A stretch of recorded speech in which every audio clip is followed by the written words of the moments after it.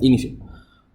Muy bien. Entonces, hoy vamos a continuar, vamos a continuar con nuestra clase de Producto Interno. Entonces, esta es la clase número 9.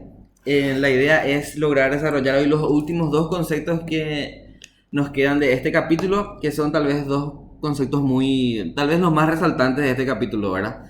Que son el proceso de ortogonalización de Gram-Schmidt y el producto interno y las matrices, o sea, la representación matricial de un producto interno. Fíjense que estos dos conceptos son dos conceptos que ayudan mucho para optimizar todos nuestros cálculos cuando estamos trabajando con productos internos, ¿verdad? El primer concepto, justamente como su nombre lo dice, fíjense, proceso de ortogonalización. Eso quiere decir que este va a ser un proceso que nos va a permitir ortogonalizar un conjunto de vectores. Fíjense que nosotros estábamos aprendiendo a hacer ya luego esto para una base, por ejemplo. Ahora nosotros teníamos una base y nos pedía el ejercicio de repente hallar una base ortogonal de un espacio vectorial, ¿verdad? Entonces vamos a ver cómo hacer esto de una manera un poquito más óptima. Y el siguiente es ver cómo representar un producto interno mediante matrices, ¿verdad? Entonces estos dos últimos conceptos que vamos a ver son dos conceptos que están fuertemente relacionados con la programación computacional, ¿verdad?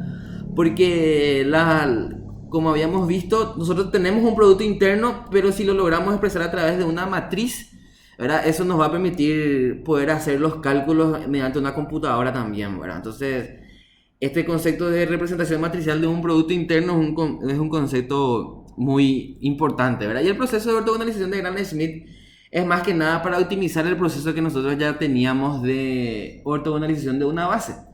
Porque si ustedes recuerdan, nosotros ortogonalizábamos una base de un espacio vectorial, hallando primero la ecuación implícita del subespacio y después haciendo que los demás vectores de la base que íbamos hallando a partir del primer elemento de la base verifiquen la ecuación implícita y además la ecuación homogénea que nos salía de resolver el producto interno igual a cero, ¿verdad?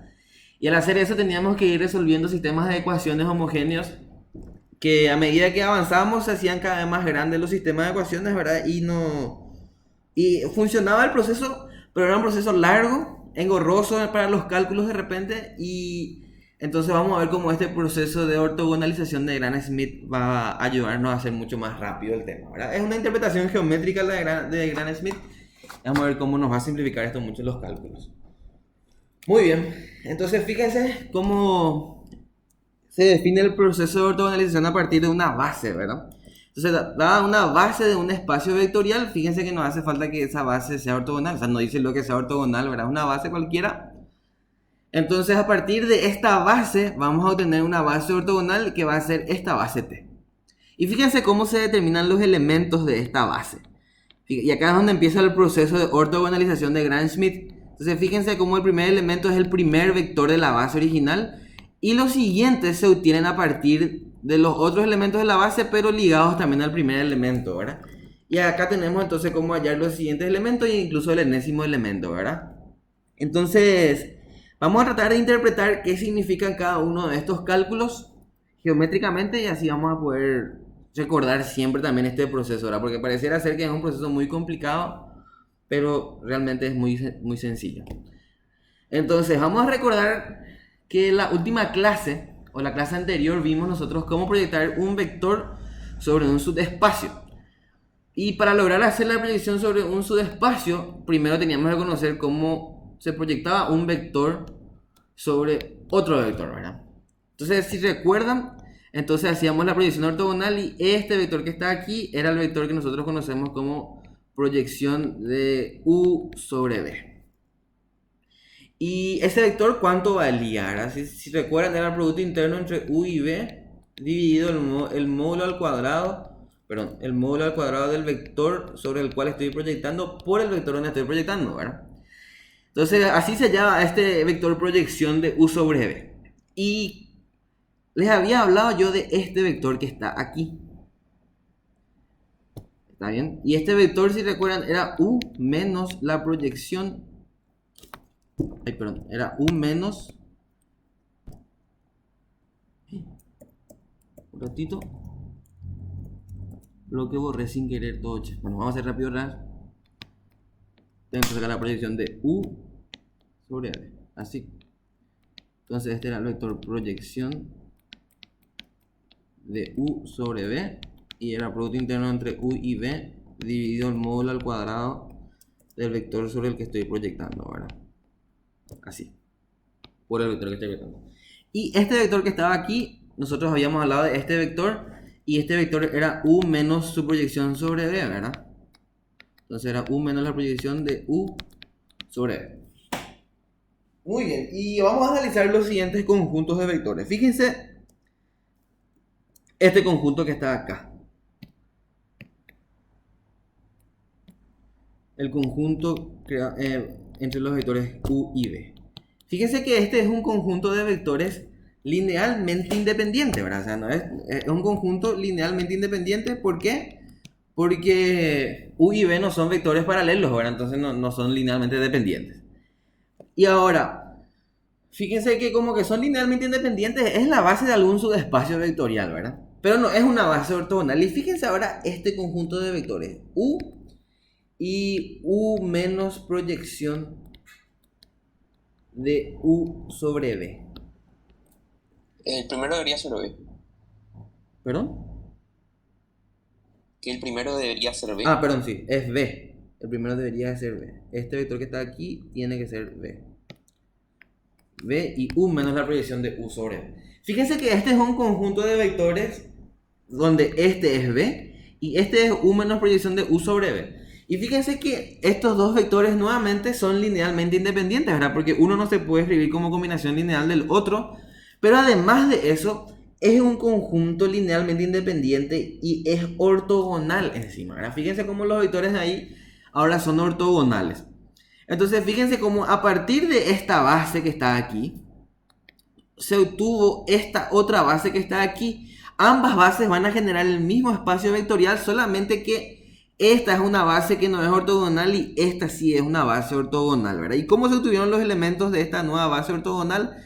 Vamos a llamarle a este elemento W1 y W2. Fíjense que W1 fue un vector de la primera base, ¿verdad? Que en este caso fue B. Y W2, fíjense que fue el siguiente vector de la otra base, que no es ortogonal, menos la proyección de este vector sobre este, ¿verdad? Eso fue. ¿Y cuánto valía la proyección? Y fíjense que era producto interno entre U y B dividido el módulo al cuadrado del vector sobre el que se está proyectando por el vector en el que se estaba proyectando, ¿verdad? Y fíjense un poco esta fórmula que está acá. Es exactamente la fórmula que aparece en el proceso de ortogonalización de Gram-Schmidt, ¿verdad? Para dos vectores. Y acá te muestra cómo es cuando hay tres, etcétera. Y lo que vas haciendo entonces es ir restando nomás la proyección de un vector que yo seleccione sobre los demás vectores de una base. Es así que si yo estoy entonces en R3 y tengo una base linealmente, una base que es linealmente independiente por supuesto, y vamos a poner una base que no sea ortogonal, ¿verdad? Y vamos a poner esta base, sencilla nada más. Si este es X, este es Y y este es Z, este es el versor Y, el versor J, perdón. Y vamos a tomar acá un vector en el espacio, ¿verdad? Cualquiera. Digamos un vector X y Z. Entonces fíjense, estos tres vectores, a este vector le vamos a llamar U. Fíjense que estos tres vectores aquí forman un conjunto linealmente independiente, ¿verdad? Entonces U y J, así. ¿Estamos de acuerdo? Y esta base no es ortogonal, pero yo puedo obtener a partir de esta base otra base ortogonal mediante el proceso de ortogonalización de Gram-Schmidt. Y que dice que básicamente hay que tomar un vector de este conjunto, cualquiera, y restar la proyección y restar a ese vector su proyección sobre los otros vectores. Entonces, vamos a aplicar para este conjunto que está aquí el proceso de ortogonalización de Gram-Schmidt. Y vamos a tomar que la nueva base va a tener elementos W1, W2 y W3. Bueno, y W1... acá. W1, vamos a separar acá. W1 puedo tomar uno cualquiera de los elementos de esta base. Fíjense que el proceso de ortogonalización de Gram-Schmidt no nos limita a que sea, o sea, él te recomienda, ¿verdad?, tomar siempre el primer elemento de la base, ¿verdad? Nada impide que vos tomes cualquier otro elemento, ¿verdad? Pero una vez que tomaste ese elemento fijo, y bueno, entonces sobre ese, o sea, vas a tomar ese vector para hacer todas las proyecciones siguientes, ¿verdad? Porque fíjense que si vos tomás el primer elemento como B1, fíjense que el siguiente elemento ya es restarle a B2 su proyección sobre B1, ¿verdad? Fíjense acá, este es B1. Y después el siguiente vector ya resta la proyección de este vector sobre los otros, ¿verdad? Entonces hay que elegir bien este vector. Entonces voy a cambiar un poquito el orden de mi base y voy a tomar otro orden para que sea un poquito más intuitivo nomás cómo hallar esto. Ahora voy a tomar IJU. Esta es mi base. Entonces acá vamos a tomar el primer elemento como I. Entonces W1 va a ser I. Okay. Y W2. Entonces vamos a tomar lo siguiente. W2 tiene que ser el siguiente vector de la base anterior, ¿verdad? Que en nuestro caso era J. Entonces va a ser J menos la proyección de J sobre W1, ¿verdad? ¿Y cuál es la proyección de J sobre W1? O sea, si yo quiero proyectar entonces este vector que está aquí sobre W1, que es I, ¿verdad? ¿Cuánto vale la proyección de J sobre I? La proyección ortogonal. Fíjense que estos dos vectores son luego ortogonales, ¿verdad? Entonces, la proyección de J sobre I vale 0, ¿verdad? Entonces directamente ya va a ser 0, pero si no, puedo poner nomás acá producto interno entre producto interno entre I, J dividido el módulo al cuadrado del vector donde estoy proyectando, que es 1, ¿verdad? Porque el módulo de I vale 1 por I. Y fíjense que el producto interno entre I y J vale 0. Entonces W2 finalmente sale J, ¿verdad? Y fíjense que esto era de esperarse luego porque I y J ya son vectores ortogonales en esa base. Acá el único que rompe con la ortogonalidad es el vector U, ¿verdad? Entonces ahora, ¿cuánto va a valer el tercer vector para la base ortogonal? W3 va a ser U menos la proyección de U sobre I y la proyección, o sea, sobre W1 realmente, ¿verdad? Entonces va a ser producto interno entre U e I. Tía, chori, vamos a mejorar ahí. Producto interno entre U e I dividido el módulo al cuadrado de I, que vale 1, por el vector donde estoy proyectando, que es W1, ¿verdad? En este caso vale I otra vez.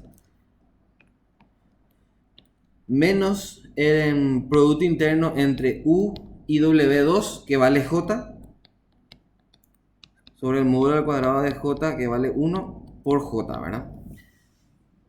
Entonces fíjense acá, W3, ¿cuánto nos sale? W3 nos sale U menos producto interno entre U e I. Fíjense que vale, si U era el vector de coordenadas X y Z, entonces al hacer el producto interno X y Z por el vector 1, 0, 0, esto va a salir X, ¿verdad? El producto interno usual es el producto escalar, ¿verdad?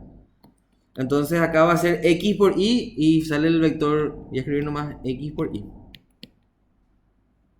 Así. Menos, esto va a ser Y por J, ¿verdad? Porque el producto interno entre U y J va a salir Y. Y fíjense entonces, esta resta es la que sale. Y esta resta no es otra cosa que el vector 0, 0, Z, ¿verdad?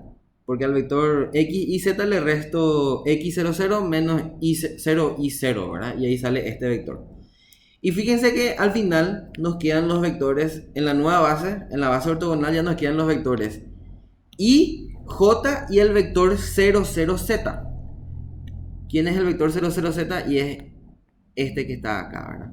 Entonces este es el vector 0, 0, Z.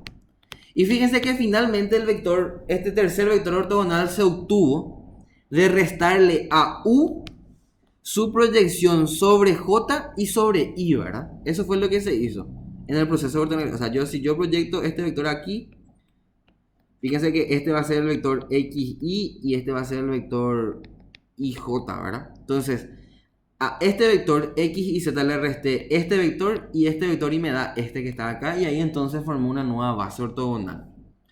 Entonces, eso es lo que hace el proceso de ortogonalización de Gram-Schmidt, ¿verdad?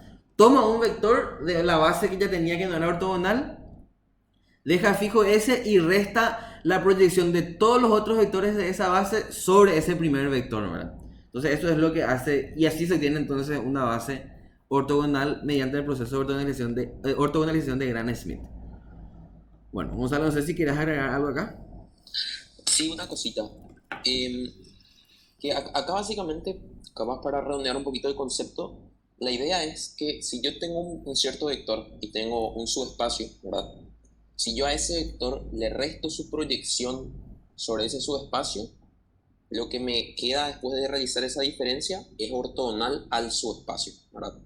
Entonces, si se fijan en este caso, ¿qué es lo que en realidad yo estoy haciendo? Yo cuando a U le resto las proyecciones sobre I y sobre J, ¿verdad? Lo que en realidad le estoy restando es su proyección sobre el subespacio generado por I y J. Porque si se fijan, al ser I y J ortogonales y proyectar sobre cada uno por separado, si yo sumo esas dos proyecciones, lo que tengo es la proyección del vector en sí sobre el plano XY, ¿verdad? Sí. Que sería el subespacio que generan I y J. Entonces, básicamente es lo que siempre uno hace con el algoritmo de Gram-Schmidt, que de repente sirve también para entender, es que cada vector para hallar cada siguiente vector, cada siguiente vector ortogonal, uno toma toma un vector de la base no ortogonal y le resta su proyección sobre el subespacio generado por los anteriores, los que ya tengo, ¿verdad? ¿Y cómo se halla esa proyección? Y proyectando sobre cada uno de los que ya había hallado que ya son ortogonales entre sí. Cierto. Entonces tiene también esa... Que justamente, viste, ahí cuando vos sumás X por Y más Y por J, entonces da la proyección sobre X o Y. Exactamente, sí. Ciertísimo. Eso también es muy cierto, ¿verdad? Fíjense que no hay que olvidar de... Es muy real lo que dice Gonzalo, ¿verdad? Es muy bueno de ver también. O sea, si yo tengo vamos a hacer acá un nuevo gráfico nomás para no... O sea, yo tenía acá el versor Y, el versor J. Fíjense que estos dos ya generan el espacio. Fíjense que este era W1 para nuestro ejemplo y este es W2. Y teníamos acá el vector U, ¿verdad? Que era de coordenadas X y Z. Y al final de cuentas, este vector U se halló restando la proyección sobre... Yo les dije a ustedes, ¿verdad? Restando la proyección de U sobre W1 y sobre W2. Pero que también es lo mismo que restarle a U su proyección sobre el espacio generado por W1 y W2, ¿verdad? Porque este vector que está aquí, fíjense, es la proyección de U sobre el plano X o Y, ¿verdad? Y si yo hago U, este es U, menos este vector ya me da este vector que está acá, ¿verdad? Y este vector es exactamente igual a este que está aquí. Entonces, lo pueden ver así, ¿verdad? Es restarle a U su proyección sobre estos vectores, o que es lo mismo, ¿verdad? Restarle a U su proyección sobre el espacio que generan estos vectores, ¿verdad? Dependiendo de cómo estén haciendo el ejercicio, ¿verdad? Cualquiera de las dos interpretaciones le va a ayudar. Una tal vez sea más óptima que la otra, ¿verdad? Pero cualquiera de las dos está bien también, ¿verdad? Excelente aclaración, Gonzalo. No sé si quieres decir algo más. Y otra cosita también para aclarar. Viste que también es interesante mencionar que nosotros el proceso de ortogonalización de Gram-Schmidt mencionamos para el caso de tener una base no ortogonal y querer hallar una base ya ortogonal, ¿verdad? Sí. Pero también de repente nosotros podríamos aplicarle a un conjunto, qué sé yo, si tengo un conjunto generador de un espacio vectorial, que póngale sea linealmente dependiente, ¿verdad? Entonces no es base. Yo también podría aplicarle y obtener así una base ortogonal. La única diferencia es que como tengo un excedente de vectores, los vectores que están de más se van a anular con el proceso. Entonces me va a quedar la base ortogonal y un conjunto de vectores que son nulos, ¿verdad? Cierto. Pero también funciona. Cierto, así mismo. Perfectísimo, buena observación. Muy bien, entonces ese es el proceso de ortogonalización de Gram-Schmidt, ¿verdad? Entonces, fíjense cómo el proceso de ortogonalización es bastante, ahora que le habremos dicho todo este concepto, que le dijimos esta interpretación geométrica, ya va a ser sencillo de recordar tal vez cómo hacer el proceso de ortogonalización. Sin embargo, no deja de ser tampoco trabajoso este proceso, ¿verdad? Porque, fíjense, hacer este producto interno, acá N veces o más de N veces cuando estamos haciendo para una base, no necesariamente es sencillo hacer este producto interno, porque depende de cómo está definido el producto interno. ¿Y qué hizo que en nuestro ejemplo sea sencillo, verdad? Que la base que yo tomé, o que en la base que yo estaba analizando, que era I, J y U, habían dos vectores que tenían módulo 1, ¿verdad? Y eso hacía que, yo ya les había dicho este tip la vez pasada, de que conviene, ¿verdad? De que por lo menos los elementos de la base vayan teniendo módulo 1, para que estos denominadores siempre sean 1, entonces yo me ahorre mucho trabajo ahí, ¿verdad? Entonces no pierden nada con ir normalizando ya los vectores que van hallando para la nueva base ortogonal. Solamente que así ustedes van a hallar realmente una base ortonormal, ¿verdad? Entonces, si yo quiero hallar realmente W1, fíjense que nada impide que yo multiplique este vector por un escalar, ¿verdad? Entonces yo puedo tomar nada más que W1 sea V1 dividido su módulo ya. ¿Está bien? Entonces después, cuando yo proyecte acá, cuando a V2 le reste su proyección sobre W1, que no es otra cosa que V1 sobre su módulo, entonces este denominador ya va a ser 1. Y ya me ahorré ahí un cálculo. Y ahí cuando yo halle todo este vector, normalizo otra vez. Y en el siguiente cálculo que voy a hacer, que es para WT, ya voy a ahorrarme 2 pasos, ¿verdad? 2 cálculos más. Y así voy haciendo eso, ¿verdad? Voy normalizando a medida que voy hallando los vectores ortogonales, ¿verdad? Entonces eso también puede ser una buena recomendación o una buena práctica para cuando vayan ortogonalizando una base. Si bien el ejercicio les puede pedir nada más una base ortogonal, bueno, ustedes no pierden nada con hacer que la base sea ortonormal luego, ¿verdad? Les ayuda para que sus cálculos sean mucho más óptimos y eficientes, ¿verdad? Una recomendación nada más para los ejercicios. Bueno, acá ya se vienen algunos ejercicios y vamos a hacer nuestro primer ejercicio entonces juntos. Vamos a ver entonces cómo encarar o cómo se utiliza este proceso de ortogonalización. Aquí. Bueno, entonces, fíjense el primer ejercicio. Vamos a copiar y vamos a pegar en nuestra pizarrita.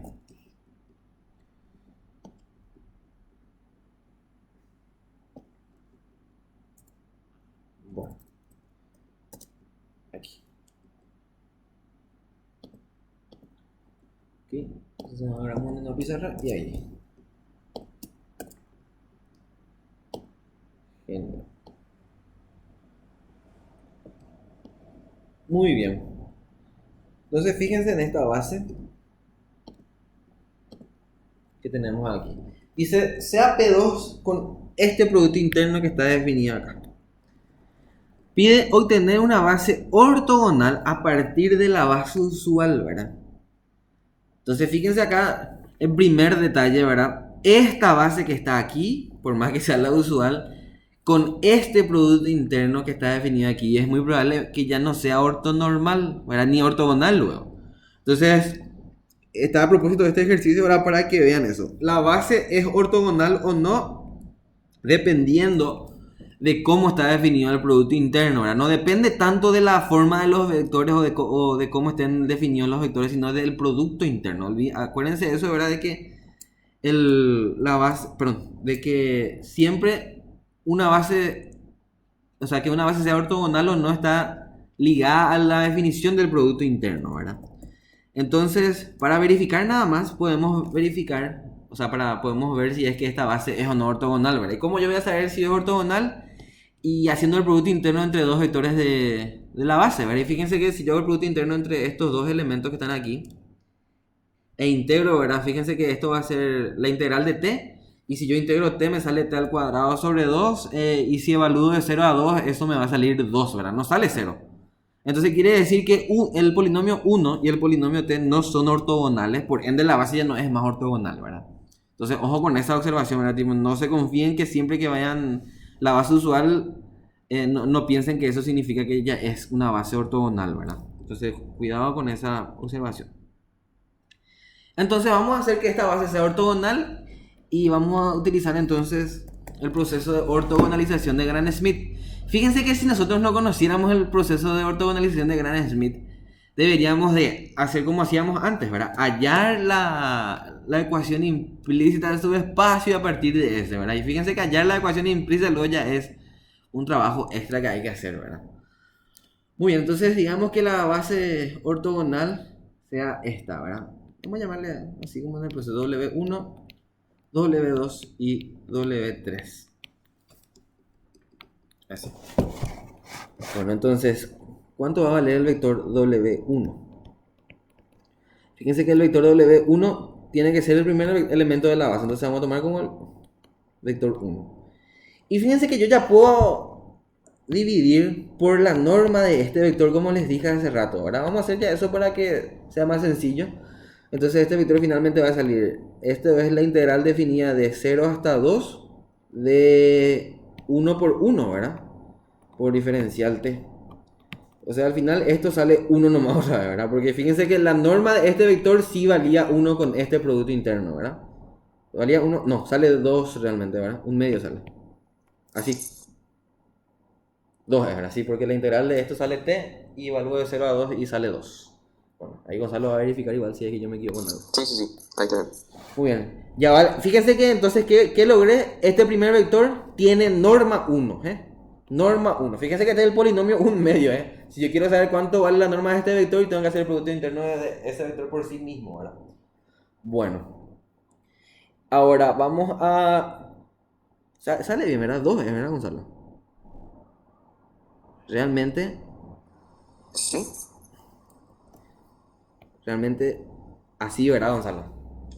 Claro, claro, la raíz. La raíz de 2, Ahí ¿verdad? está, ahí Ahí, está, ahí sí, está. ahí está, eso es. Ahí sí va a salir 1 es 1. Muy bien, cuidado. Ojo, ¿eh? La norma de un vector siempre es la raíz cuadrada del producto interno de un vector por sí mismo, ¿eh? O sea, acá en rojo logra que... Ya que nos olvidamos, ahí está, eso era. Muy bien. Ahora W2. W2 es el siguiente vector de la base anterior menos la proyección de los otros vectores sobre este. ¿Verdad? Y si se acuerdan, era producto interno entre este vector y W1 y escribir W1 dividido producto, o sea, el producto, o mejor dicho, la norma al cuadrado del vector sobre el que estoy proyectando, ¿verdad? Por W1. Fíjense, a este vector le resto su proyección sobre los otros, ¿verdad? Y ya está, sobre el otro vector. Esto que está acá vale 1, porque acabamos de hacer nosotros eso. Entonces W2 va a ser t menos el producto interno entre t y W1 es la integral desde 0 hasta 2 de t por 1 sobre raíz de 2 por diferencial t. Por consiguiente, W2 sale t menos, y esto es t al cuadrado sobre 2, ¿verdad? Y si yo evalúo en 2, ya me sale un medio. Entonces sale 1 sobre 2 raíz de 2. Así sería. ¿Está bien, Gonzalo, verdad? Creo que sí está bien. Sí, porque t al cuadrado sobre 2, evalúo en 2 y se simplifica en... No sería 2 raíz de 2, 2 sobre... Realmente es 2 raíz de 2. 2 sobre raíz de 2, ¿verdad? Para mí sería 2 raíz de 2, porque viste que te da 4 sobre raíz de 2. 4 sobre 2 si raíz de lo 2. 4 sobre 2 raíz de 2 queda. ¿Está bien? Porque la integral de este es... Claro, 4 sobre 2 raíz de 2, tenés Sí, razón. y ahí Entonces está. te va a quedar... Y si racionalizaste queda raíz de 2, ¿no? Entonces... Raíz de 2. Entonces esto es t menos raíz de 2. Exactamente. Y vamos a dividir por su módulo. Claro. Entonces vamos a llamarle a este W2'. Entonces W2 finalmente... Sí. Va a valer en t menos raíz de 2 dividido su módulo, ¿verdad? Y su módulo es la integral de 0 hasta 2 de t menos raíz de 2 al cuadrado por diferencial t, raíz cuadrada. Ahí. Bueno, y fíjense que la integral de esto es t menos raíz de 2 al cubo sobre 3, ¿verdad? Entonces W2 finalmente, ¿no será acá? Entonces W2 finalmente sale t menos raíz de 2. T menos raíz de 2.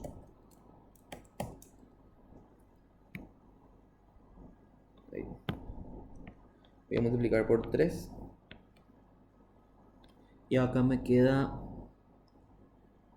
va a quedar 2 menos raíz de 2 al cubo. Y menos raíz de 2, ¿verdad? Al cubo ya. Más grande ya. Así sería. Sí, pues. Bueno. ¿Y esto será que puedo agrupar de alguna manera? A ver, 8 menos... No gano nada, creo que en distribuir este cubo, ¿verdad?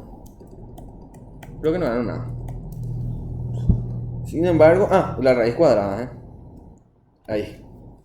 No hay que olvidar eso. Bueno, y ahí este vector tiene módulo 1. Y con esto entonces podemos hallar el vector W3. Y W3 va a ser t cuadrado. Y le tengo que restar la proyección de t cuadrado sobre los otros, ¿verdad? Entonces menos producto interno entre t cuadrado y W1 dividido el módulo al cuadrado W1 por W1 menos producto interno entre t cuadrado y W2 sobre el módulo al cuadrado de W2 por W2. Por consiguiente, W3 es t al cuadrado, perdón, t al cuadrado menos este denominador vale 1 y acá es la integral de, quiero mirar algo, yo multipliqué por W1. Acá me olvidé de multiplicar por W1, Gonzalo. ¿Dónde? Ahí.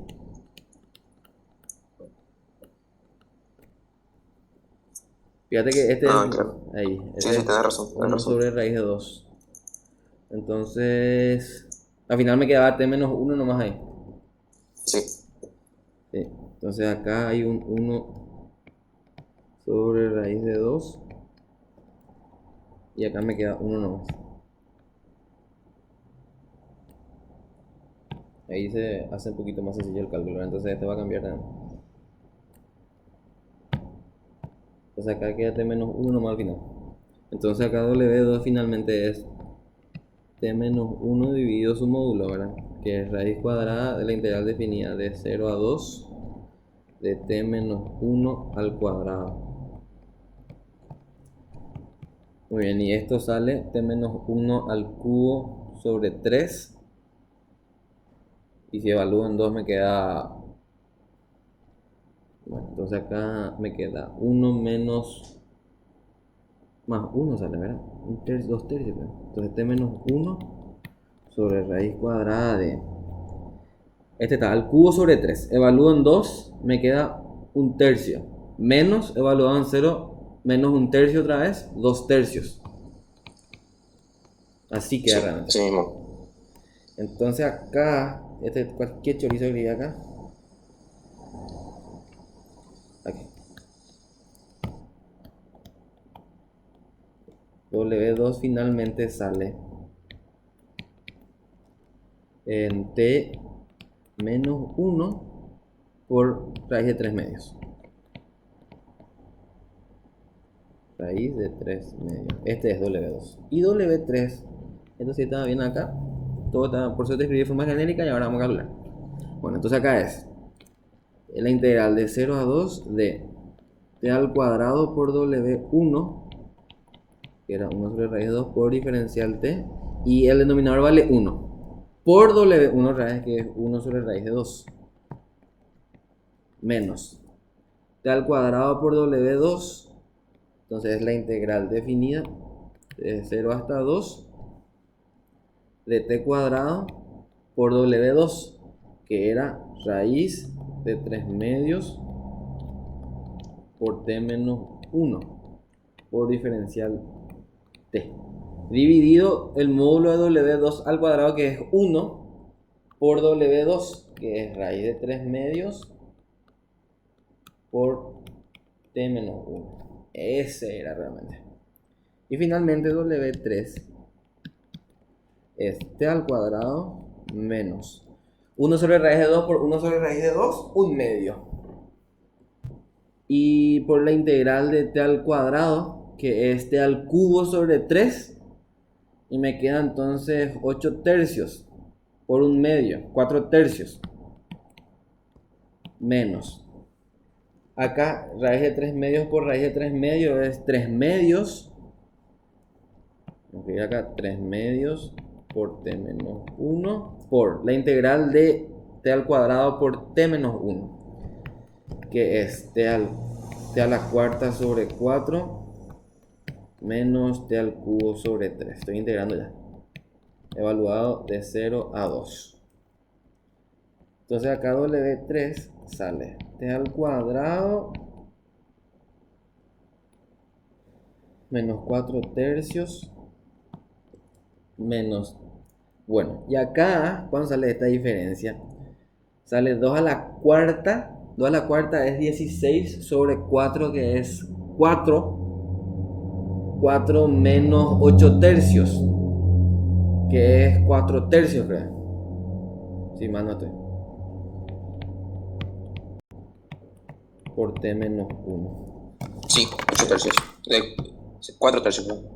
Sí, 4 tercios, ¿verdad? Porque es 4 menos 8 tercios. 12 menos 8 es 4 sobre 3. Sí, 4 tercios. Así sale. Al final te va a quedar 2 tu coeficiente. Porque está por 3 medios otra vez. Está por 3 medios, exactamente. Entonces acá finalmente hallamos cuánto vale W3. De W3 al final sale T al cuadrado menos. Fíjense que tengo 2T. Y el último es menos 4 tercios más 2. Que es 2 tercios, ¿verdad? Positivo. 2 tercios. Exactamente. Y acá este ya es W3. No hace falta que normalice este, porque ya no voy a hacer ningún cálculo más. Y finalmente la base ortogonal es W1 que salía 1 sobre raíz de 2. W2 que salía raíz de 3 medios por T menos 1. Y el último que salía T al cuadrado menos 2T más 2 tercios.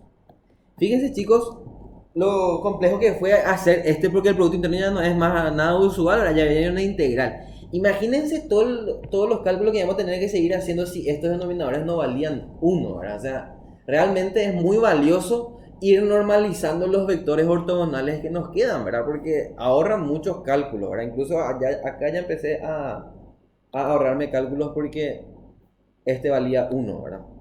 Y el último no hace falta, ¿verdad? Y como el problema me pide una base ortogonal nomás, entonces yo puedo volver, fíjense que yo ya sé, si es que todo está bien, de que estos tres vectores son ortogonales entre sí, o sea, este con este ortogonal, este con este ortogonal y estos dos son ortogonales entre sí. Entonces yo puedo volver a multiplicar por números si quiero que sea más churro mi base, ¿verdad?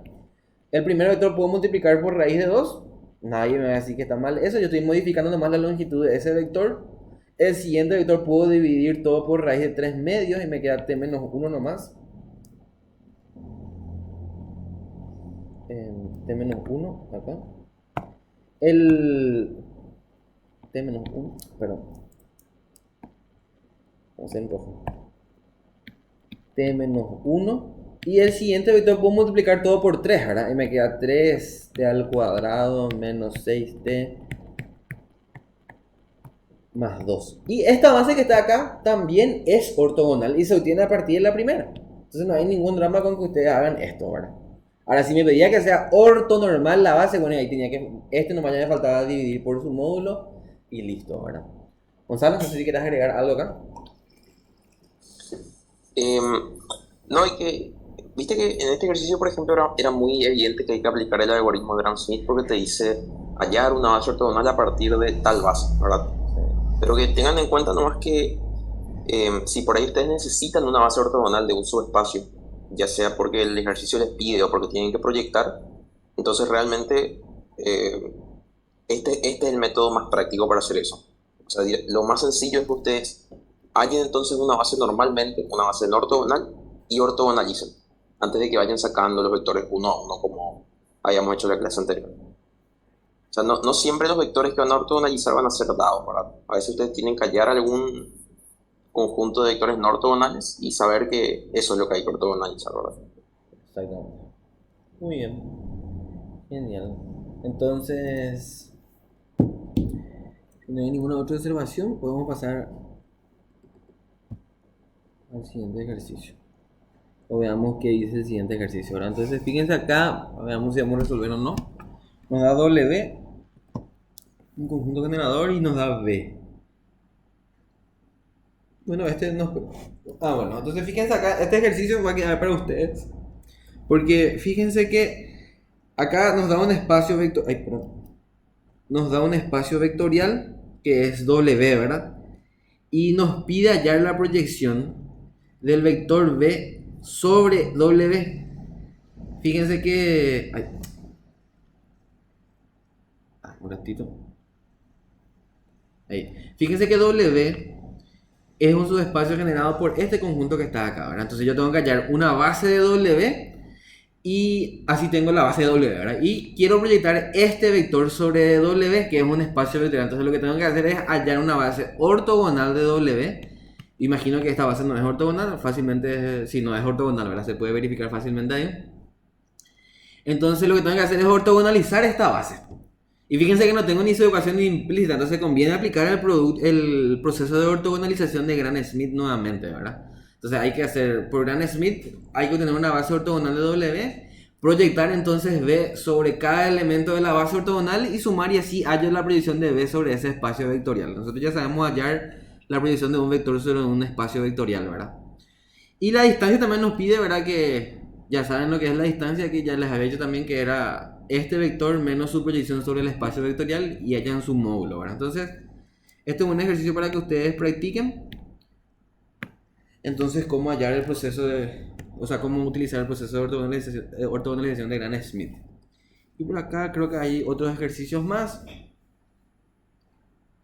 que son para que ustedes practiquen, ¿verdad? Y vamos a ver así entonces el último concepto, que es productos internos y matrices, ¿verdad? O representación matricial de un producto interno. ¿Cómo se halla o cómo está? ¿Qué es lo que es esto, ¿verdad? Aquí, perdón. Muy bien, entonces fíjense. Nosotros tenemos entonces un producto interno en un espacio vectorial. Y tenemos definido en el espacio vectorial, o sea, tenemos una base del espacio vectorial, mejor dicho. Entonces tenemos un producto interno, tenemos su base y ¿qué vamos a hacer, verdad? Fíjense que yo conozco cuánto vale el producto interno de dos vectores. O sea, fíjense cómo se define el producto interno. Acá hice una pausa, que no sé qué yo escribí en mi material. A ver un poquito. Un ratito. Espera. Ay, entendí. ¿Ya? No, espera un ratito. Bueno, entonces estamos en la definición de un producto interno, o sea, la definición de una matriz de un producto interno, ¿verdad? Y para poder definir acá, como les había dicho, tenemos entonces un espacio vectorial con un producto interno y una base de ese espacio vectorial. Y ocurre que a mí se me antoja hallar el producto interno entre U y B. Y vamos a ver un poco esto utilizando esto, ¿verdad? Fíjense como que S es una base del espacio vectorial, entonces U y B se pueden escribir como combinación lineal de los elementos de esa base, ¿verdad? Y vamos a hallar entonces cuánto sale el producto interno entre U y B a partir de esto, ¿verdad? Para poder llegar a esta parte que está aquí. Entonces, vamos a hacer un ejemplo práctico de vamos a suponer que estamos en R2 o en un espacio de dimensión 2 y vamos a hallar un poco ahí.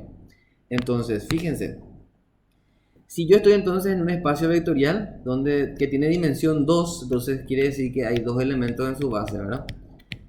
Y yo quiero hallar producto interno entre U y B, donde U y B son elementos del espacio vectorial. Y yo sé que U es combinación lineal de los elementos de la base S. Bueno, entonces acá A1, A2, S2.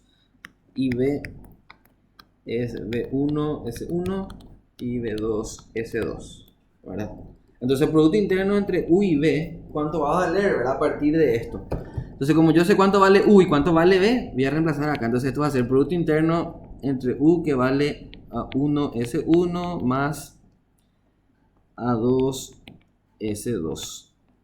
Este es U multiplicado por B, y B vale B1, S1 más B2, S2.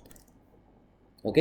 Y acá vamos a utilizar la propiedad lineal del producto interno, ¿verdad? Que si recuerdan, va a ser, si yo tengo acá una combinación lineal de vectores, entonces va a ser este vector multiplicado por este más este vector multiplicado por este, ¿verdad?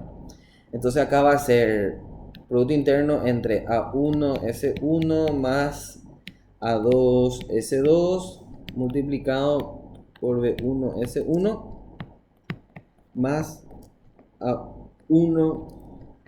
S1 más A2, S2 multiplicado por B2, S2. En este orden era la propiedad lineal. Hay que respetar eso sí o sí. Bueno, y acá vamos a hacer como que el producto interno es conmutativo, ¿verdad? Si recuerdan, entonces yo puedo hacer la conmutatividad entre estos dos, o sea, intercambiar el orden aquí, y voy a aplicar otra la propiedad lineal y voy a hacer un poquito más rápido nomás, ¿verdad? Básicamente hacer la distributiva sería, ¿verdad? Entonces acá me va a quedar A1 por B1, producto interno entre S1 por S1. Así. Más A2 por B1, producto interno entre S2 por S1 y S1.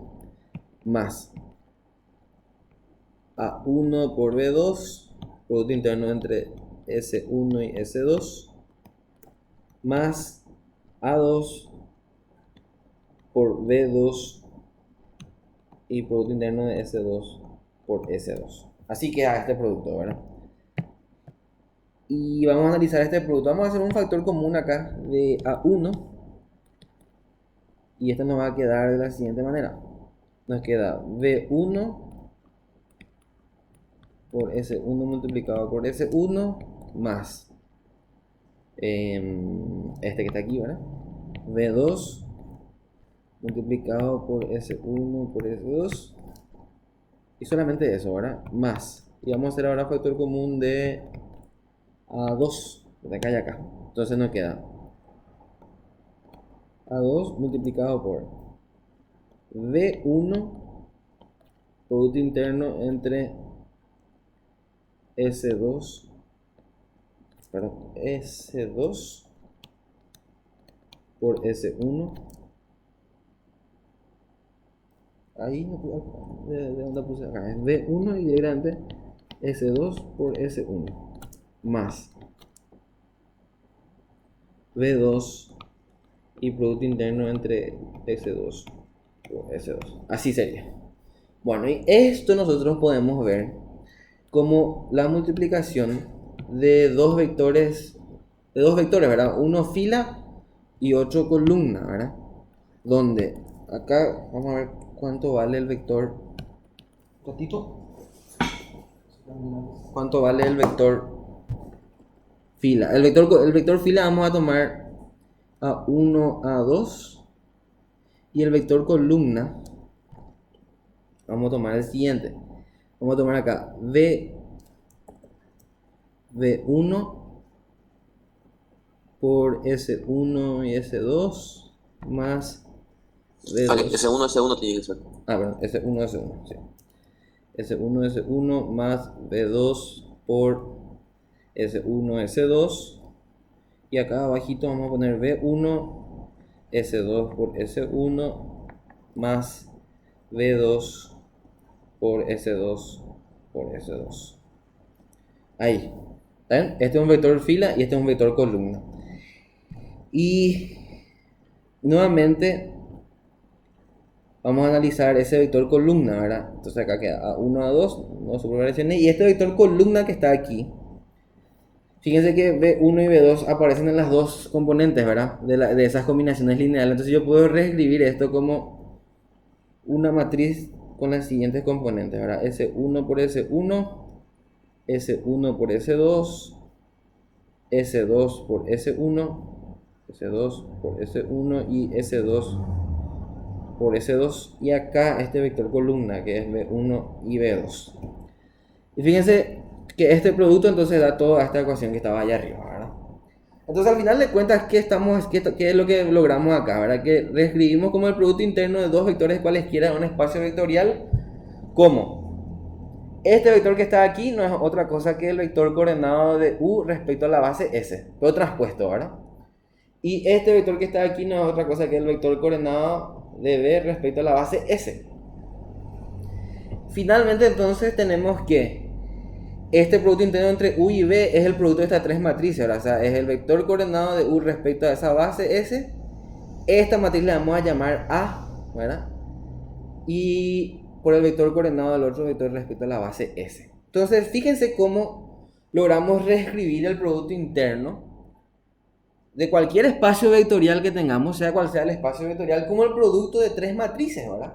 Fíjense que yo en ningún momento arbitré la clase de vectores que tiene que tener el espacio vectorial, ¿verdad? O sea, si yo tenía un espacio vectorial cualquiera, ¿verdad? De polinomios, de matrices, de vectores, como conocemos luego, etc. Lo único que hice fue reescribir los vectores del espacio vectorial como combinación lineal de los elementos de esa base. Allí el producto interno, entonces usando eso que acabo, que de esa combinación lineal, utilicé las propiedades del producto interno y al final logré reescribir todo como el producto de tres matrices, ¿verdad? O sea, fíjense, al final el producto interno no es otra cosa que el producto de tres matrices nomás, sea cual sea el producto interno que yo esté definiendo siempre. Entonces, a partir de ahora, nosotros ya tenemos definido entonces la matriz de un producto interno. Acá está de forma más general, ¿verdad? Y podemos, solamente que hay que tener en cuenta que la matriz de un producto interno está referida siempre a una base del espacio vectorial, ¿verdad? ¿Y cómo se hallan los elementos de esa matriz? Y bueno, y es hacer nada más el producto interno entre todos los elementos de la base. Fíjense que no es cualquier matriz esto, ¿verdad? O sea, esta es una matriz simétrica porque hay que recordar, ¿verdad?, de que este producto interno que está aquí es igual a este, ¿verdad? Y se cumple para todos los elementos que no están en la diagonal, ¿verdad? O sea, esta matriz va a ser igual a su transpuesta. Es una matriz simétrica para una matriz real, ¿eh? Y donde los elementos de la diagonal, fíjense que son los módulos al cuadrado de los elementos de esta base que está acá. ¿Está bien? Entonces, así se halla entonces la representación matricial de un producto interno y esta es la manera de utilizar esa matriz, ¿verdad? Se utiliza en ese producto de vectores coordenados que está allá. Bueno, entonces, no sé, Gonzalo, si quieres agregar algo acá. Sí, que básicamente entonces, como para generalizar, lo interesante es que los elementos de la matriz, ¿verdad?, se construyen a partir de la base, ¿verdad? O sea, la matriz está determinada una vez que nosotros fijamos la base y cada elemento A y J, ¿verdad?, se halla haciendo el producto interno de BI por BJ de la base. Entonces eso, ¿verdad? La matriz queda determinada una vez que nosotros determinamos la base y lo interesante es que que nosotros teniendo la matriz podemos hallar el producto interno de dos vectores cualesquiera sin necesidad de hacer realmente ese producto interno por la definición que nos dé. O sea, es como que si vamos a hacer una gran cantidad de productos internos, realmente la matriz nos facilitaría la vida, ¿verdad? Por ejemplo, si tenemos la integral como en el ejemplo anterior, esa integral que era el producto interno, solamente habría que hacerla para los elementos de alguna base y después ya para los demás vectores se puede hacer usando la matriz que yo construí con esa base, ¿verdad? Exactamente. Algo que no está más recordar, ¿verdad? Cuando yo uso la matriz del producto interno, estos vectores que están acá tienen que venir referidos a la base también, ¿eh? Tengo que darle vectores coordenados sí o sí a esa matriz. No puedo usar los vectores referidos a la base usual. Tiene que estar respecto a esa base con respecto a la cual hallé la matriz del producto interno, ¿eh? Entonces, ojo con eso. Fíjense lo que dijo Gonzalo recién, ¿verdad? Una vez que nosotros tengamos la matriz del Producto Interno, ya no volvemos a usar más esa definición que nos habrá dado el problema del Producto Interno. O sea, como en el ejercicio anterior era una integral. Fíjense, en el ejemplo anterior por la base, que era la usual, era muy sencilla, ya eran muy sencillas las integrales. Pero ¿qué pasaba si me daba una base totalmente cualquiera, que no era la base usual, ¿verdad? Y las integrales ya iban a ser tal vez mucho más largas, más complicaditas, ¿verdad? Y sin embargo, todas esas complicaciones yo las puedo reducir solamente al nivel de dificultad del producto de matrices, ¿verdad? Una vez que yo tenga la matriz del producto interno. Entonces realmente conviene mucho hallar la matriz de un producto interno, ¿verdad? Siempre que puedan, traten de hacerlo, ¿verdad? Si es que les va a facilitar más los cálculos. Bueno, y acá una observación para el caso de espacios vectoriales complejos, ¿verdad? En la matriz del producto interno de un espacio vectorial complejo no es simétrica, es una matriz hermítica, no, es una matriz que es igual a su transpuesta conjugada realmente, ¿eh? Es una observación nada más. Sí, es una matriz hermítica, claro, una matriz hermítica también. Es una matriz que es igual a su transpuesta conjugada, una matriz hermítica, así mismo. Entonces, ojo con esa observación, ¿verdad? Y no olvidar de que en el producto interno, este vector que está aquí entra con su conjugada, ¿eh? Ojo con eso cuando era un espacio vectorial complejo. Una pequeña observación nada más, y acá ya viene algunas notitas, ¿verdad? La representación matricial de un producto interno respecto a una base es simétrica, ¿verdad? O hermítica, como puse, ¿verdad? Es simétrica para espacios vectoriales complejos, para espacios vectoriales reales, perdón, y hermítica para espacios vectoriales complejos, ¿eh? No olvidar esa observación. Muy bien, otra nota. La representación matricial de un producto interno respecto a una base es definida positiva, ¿verdad? Esta es una propiedad muy interesante.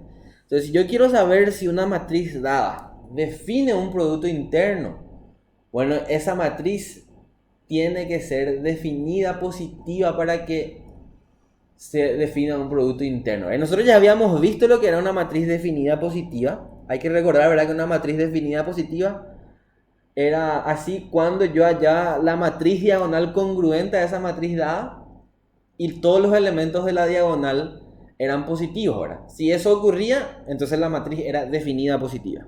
¿Ok? Entonces, uno de repente también puede verificar que una función dada es un producto interno si es que su representación matricial respecto a una base es definida positiva, ¿eh? Entonces, pueden hacer también eso para verificar que una función dada sea un producto interno. Y este es un criterio interesante, ¿verdad?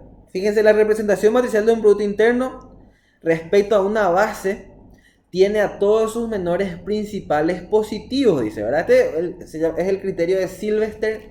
También sirve para determinar si una matriz es definida positiva, ¿verdad? Entonces yo debería hallar nada más los menores principales de una matriz y verificar así verificar que todos sean positivos, ¿verdad? Si alguno de ellos ya es negativo, y bueno, entonces la matriz ya no es definida positiva, ¿verdad?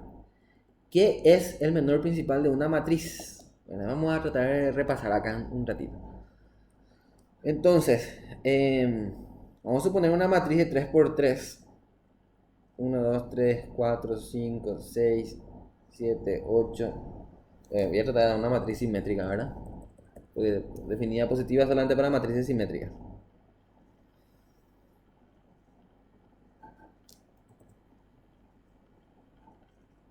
Así, esta matriz que está acá entonces. ¿Cómo yo sé si esta matriz es definida positiva? Y una forma ya vimos que era diagonalizando bajo congruencia. Y viendo que todos los elementos de la matriz, de la diagonal de la matriz congruente sean positivos. Así yo sé si la matriz es definida positiva. Un método un poquito largo, ¿verdad? De repente. Otro método es hallando los menores principales de una matriz. ¿Cómo se hallan los menores principales? Fíjense, los menores principales de una matriz son números, ¿está bien? Son determinantes de ciertas matrices y vamos a ver cómo se hallan esos determinantes. No sé si querés decir, Gonzalo, vos, cómo hallar los menores principales de una matriz. Sí, yo creo que lo que ayudaría es escuchar bien la definición de menor principal primero para empezar, ¿verdad? Sí. Un menor principal se define como el determinante de alguna submatriz de nuestra matriz original A, cuya diagonal esté compuesta por elementos diagonales de la matriz original, ¿verdad? O sea, hay que desglosar con cuidado eso, ¿verdad? Entonces sería tomar alguna submatriz de A, que en este caso es de 3 por 3. Una submatriz puede ser de 1 por 1, de 2 por 2 o mismo de 3 por 3. Y lo importante es tomar esa submatriz de tal forma que sus elementos diagonales estén también en la diagonal principal de la matriz A. Entonces los de orden uno, ¿cuáles serían, Gonzalo? Sí. Entonces los de orden 1 serían los propios elementos diagonales de la matriz, ¿verdad? Porque son matrices, Submatrices. claro, que tienen un solo elemento, que es su único elemento, es también un elemento diagonal, y a la vez son, ¿cómo se dice? Pertenecen. O sea, claro, pertenecen a la diagonal de la matriz original. Entonces los determinantes de esas submatrices, que vendrían a ser ellos mismos, son los menores principales. Bien. No hay que confundir ahí que ese simbolito que pusiste es determinante, ¿verdad? Determinante. O sea, si uno de ellos fuera negativo, igual sigue siendo negativo, ¿verdad? Claro. No es que hay un valor absoluto. Claro, o sea, 1, 3 y 5 son matrices, ¿eh? Y esas barras que están ahí indican determinantes de esas matrices. Sí. ¿Y los de orden 2, Gonzalo? Después los de orden 2. Generalmente es fácil de construirlos si tapamos los elementos diagonales y vemos lo que nos queda, ¿verdad? Entonces, si tapamos, por ejemplo, el elemento A11, nos queda la submatriz 3, 4, 4, 5, ¿verdad? Y si se fijan, esa cae en la definición, porque sus elementos diagonales son 3 y 5, que están en la diagonal principal de la matriz original. Del mismo modo, si tapamos, por ejemplo, el elemento A22, nos queda 1, 3, 3, 5, y nuevamente cumple la definición, ¿verdad? 1 y 5 están en la diagonal de la matriz original. Y después tapando A33 queda 1, 2, 2, 3. Así es. ¿Verdad? Y de ese modo tenemos todos los posibles menores de orden 2. Sí. Y después cuando pasamos al orden 3, que ya coincide con el orden de la matriz, el único menor principal sería el determinante de la matriz completa. Así es. Entonces, básicamente no se olviden, los menores principales son números, ¿verdad? Que se obtienen con los determinantes de esas submatrices que construimos con la regla mencionada. Y lo importante para que la matriz sea definida positiva es que todos esos números sean positivos. Exactamente. Entonces acá en los menores de orden 1, ¿verdad? Ya vemos que son todos positivos. Las de orden 2, verifiquemos, ¿verdad? De 3 por 5, 15. Menos 4 por 4, 16, ¿verdad? Menos 1 sale ya 1. Este sale 5 negativo también y negativo también, ¿verdad? Y la última deberíamos hacer todo este determinante, ¿verdad? Que legalmente no quiero hacer, pero vamos a hacer. Menos 1, después es menos 2 por 10 menos 12, menos 2, más 4, ¿verdad? Y 3 por 8 menos 9 menos 1, menos 3. Así. Y sale 0, ¿verdad? Entonces acá, fíjense que en esta matriz A, por ejemplo, no es definida positiva, ¿verdad? Porque sus menores principales no salen positivos, ¿verdad? Creo, Gonzalo, ¿verdad? Si mal no recuerdo, que con hallar los menores principales de los elementos de la diagonal, nomás así como en este caso, por ejemplo, tapando los elementos de la diagonal, ya era suficiente para afirmar si una matriz era o no definida positiva, ¿verdad? Sí, o sea, en realidad el criterio Sylvester habla de todos los menores principales, Sí, habla de pero realmente no hace falta verificar con todo, ¿verdad? Sí. Se puede tomar un menor de cada orden, siempre y cuando, ¿verdad?, la submatriz correspondiente que yo estoy tomando le contenga al menor que yo tomé del orden anterior. Sí. Es decir, si yo tomo, por ejemplo, de orden 1 tomo el menor 1, ¿verdad? Sí. Entonces de orden 2 puedo tomar el determinante de 1, 2, 2, 3. ¿Verdad? Porque esa submatriz le contiene al menor que yo tomé de orden 1. Uh-huh. Y después puedo pasar directamente a orden 3, que es tomar la matriz completa, porque la matriz completa le contiene a 1, 2, 2, 3. Sí. Y así nos puedo ir ampliando directamente. Genial. Muy bien, entonces fíjense que relativamente hablando, esto es mucho más sencillo que hacer el proceso de diagonalización bajo congruencia, ¿verdad? Entonces ahí ya queda a criterio del estudiante cómo cómo determinar si una matriz es definida positiva, ¿verdad? Hay que tratar de utilizar el criterio de Silvestre cuando se pueda porque es bastante rápida, ¿verdad? Sobre todo es muy rápido también si, o sea, inclusive más rápido cuando la matriz no es definida positiva muchas veces, ¿verdad? Sí. Porque fíjense que, ¿verdad?, es importante que todos los menores principales sean positivos. Y yo sé, por ejemplo, que los elementos de la diagonal son todos menores principales. Sí. Entonces, si yo veo que un elemento diagonal es negativo, ya directamente la matriz no es definida positiva, ¿verdad? Entonces, si acá había un -5, esta matriz ya no iba a ser más luego definida positiva porque un menor principal ya iba a ser negativo, ¿verdad? Que iba a ser justamente este que está acá. Excelente, sí. Muy bien.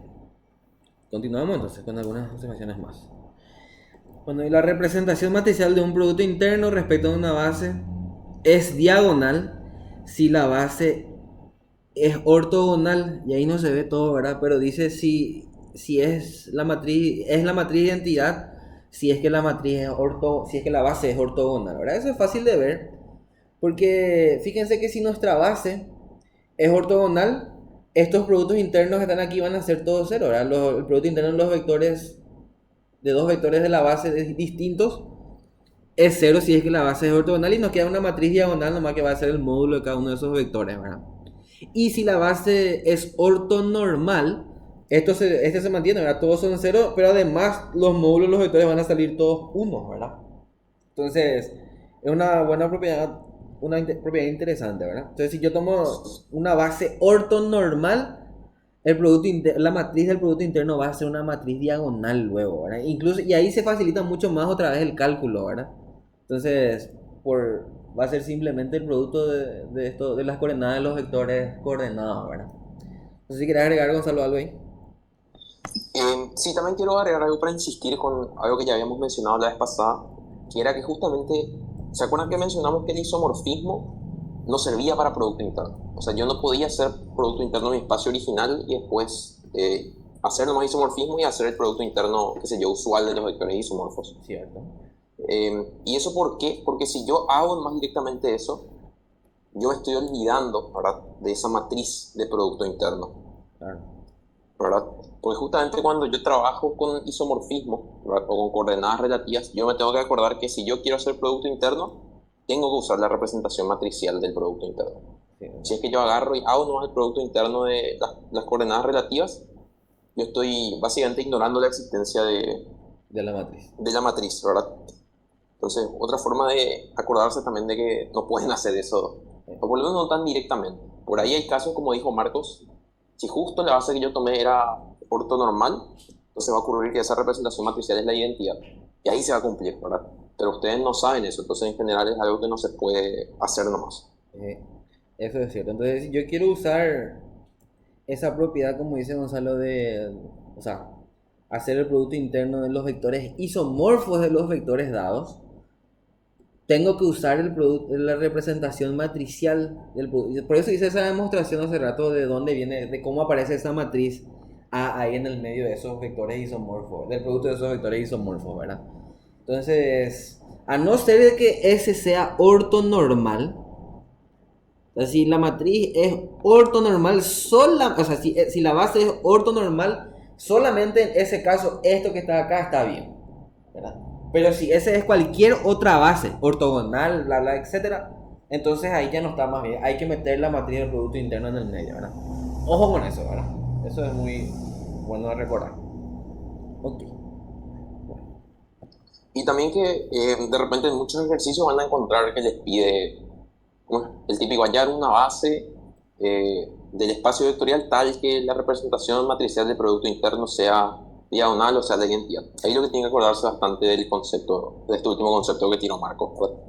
Así cuando la representación base, si quieren que la representación sea diagonal, tienen que hallar una base ortogonal. Y si quieren que sea la identidad, base ortonormal. Ese es un concepto muy clave. Excelente. Bueno, acá una observación nomás, recordar que si una matriz ortogonal, su traspuesta es su identidad. Ok, ahí está. Bueno, vamos a ver un poquito esta propiedad de la matriz ortogonal, ¿verdad?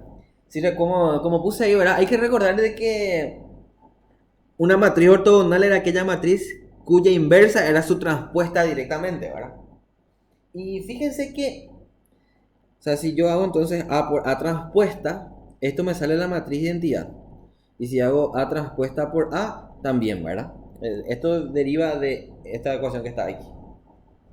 Y vamos a suponer que la matriz A es de 2 por 2 y después puedo extender el concepto para matrices de orden n, ¿verdad? Vamos a suponer que yo tengo acá lo siguiente. Tengo A y quiero multiplicar por A transpuesta y yo sé que me va a salir la matriz de identidad, ¿verdad? Entonces, fíjense, si yo multiplico, vamos a suponer acá tengo las filas de la matriz, vamos a suponer que es de orden 2 por 2, ¿verdad? Entonces tiene dos filas nomás. Entonces estas filas, así, acá están las filas. ¿Está bien? Esto es la matriz A, fila 1 y fila 2. Y cuando yo haga la transpuesta de la matriz, las filas pasan a ser columnas. ¿Está bien? Así. Y cuando yo haga este producto, fíjense que lo que voy a hacer es, voy a multiplicar esta fila, voy a tomar como un vector esta fila. Entonces me va a quedar acá esta fila, así, multiplicada por esta fila, esta columna, ¿verdad? Así. Y esto que está acá no es otra cosa que el producto interno usual, ¿verdad? O sea, es como si fuera que yo tomo que esto es un vector U y esto es un vector V, solamente que es el mismo vector U, ¿verdad? Y al hacer esto, fíjense que esto es lo mismo que yo haga así U por U. Este es U transpuesta, así, ¿verdad? Si recuerdan, el producto interno usual se definía de esta manera. Y esto me tiene, como este es el elemento 1, 1 de la matriz del producto de A por A transpuesta, fíjense que sale 1. ¿Verdad? Vamos a ver un ejemplo un poquito más grande acá, para que se entienda mejor. Entonces, si yo hago así, vamos a hacer grande nomás. Este es fila 1, fila 2, y acá viene la matriz transpuesta, ¿verdad? Fila 1 y fila 2. Esto me tiene que salir la matriz de identidad, ¿verdad? 101, 1001. Creo que las columnas serían también fila 1 transpuesta y fila 2 transpuesta, ¿verdad? Sí, ¿verdad? Creo que F1 sería vector fila. Sí. Quiero, o sea, creo que acá van a ver igual que esta es la transpuesta de esa matriz A, ¿verdad? Entonces ahí, para no escribir nomás tanto así transpuesta toda la hora. Entonces cuando yo haga el producto interno, o sea, mejor dicho, cuando haga el producto de estas matrices A por A transpuesta, fíjense que eso me da lo siguiente. Si yo le llamo a la primera fila de la matriz A como U y a la segunda fila le voy a llamar B, entonces vamos a escribir eso. Entonces, esta primera fila vamos a llamarle U. O sea, y ahí está U transpuesta entonces, ¿verdad? Y a este le vamos a llamar V. Y ahí está V transpuesta, ¿verdad? Porque los vectores pues son vectores columnas, ¿verdad? Entonces, al hacer el producto de A por A transpuesta, tengo que hacer esta columna por esta fila, ¿verdad? Y eso no es otra cosa que, si este es U transpuesta, este que está aquí es U, ¿verdad? Y si este es V transpuesta, este que está aquí es V. Entonces, fíjense que al hacer esta fila por esta columna, me da U transpuesta por U. Ese es el elemento 1, 1 de la matriz A por A transpuesta.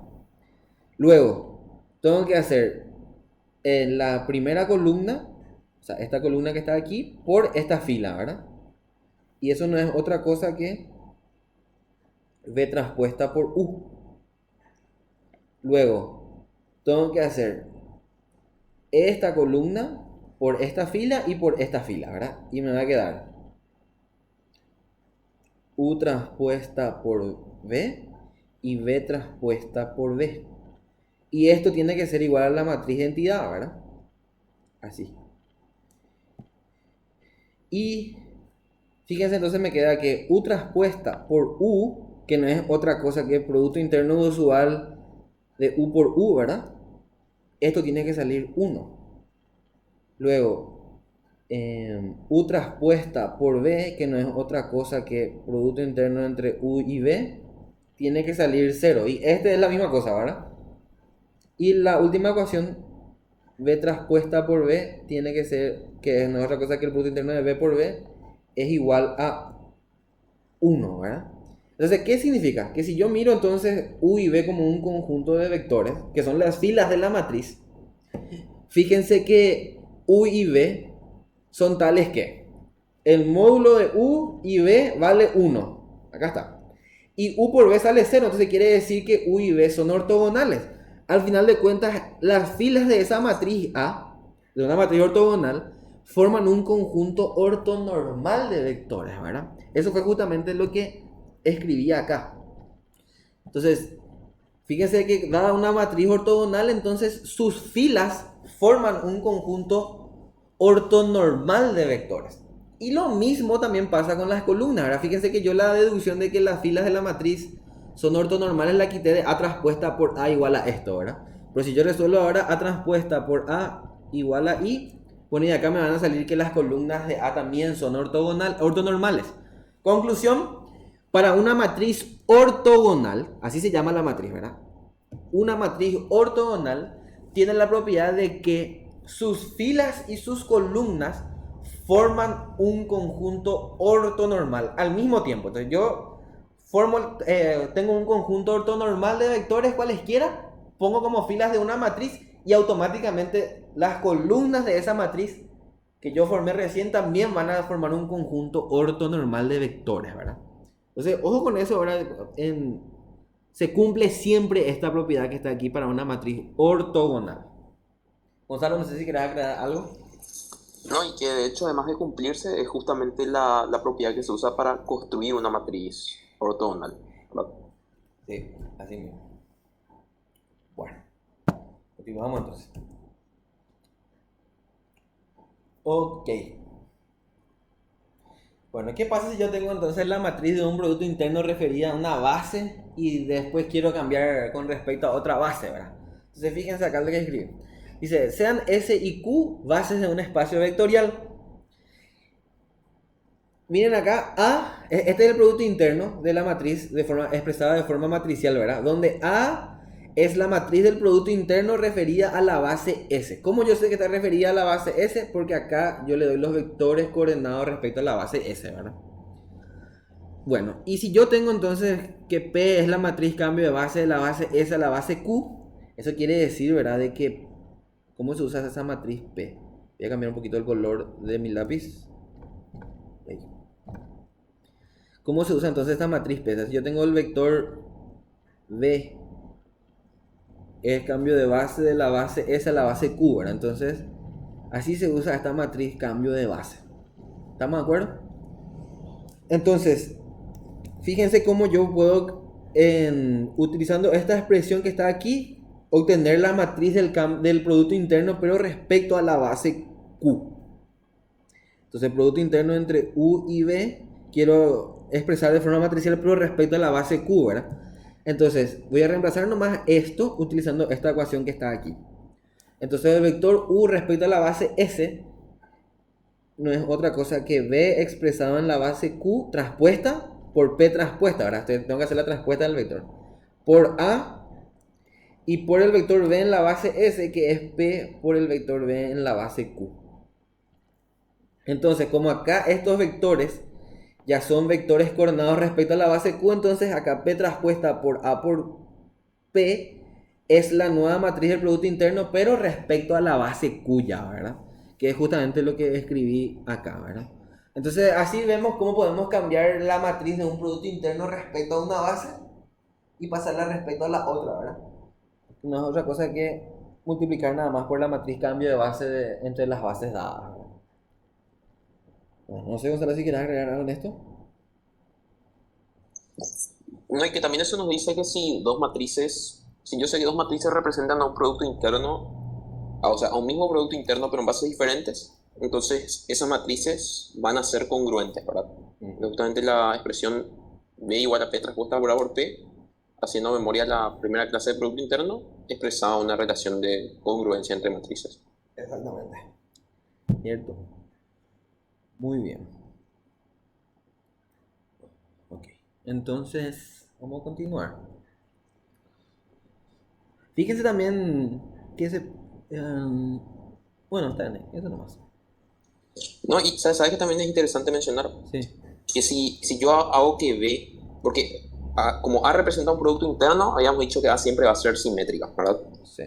Entonces yo, por ejemplo, yo entonces podría diagonalizar la matriz A, ¿verdad? O sea, diagonalizar bajo congruencia, hacer que B sea una matriz diagonal. Sí.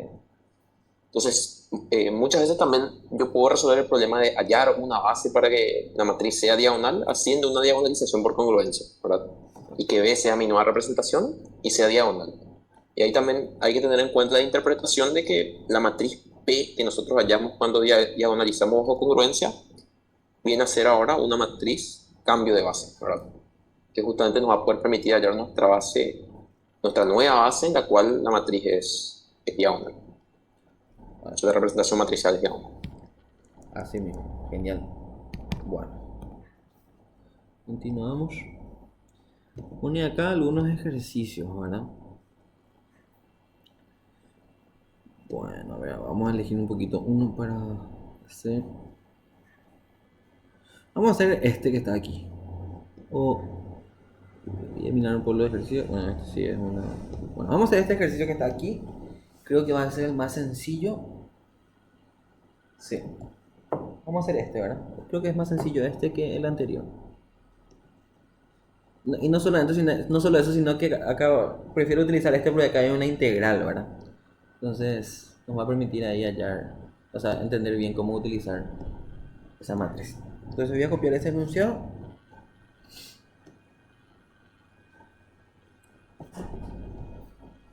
Y vamos a hallar.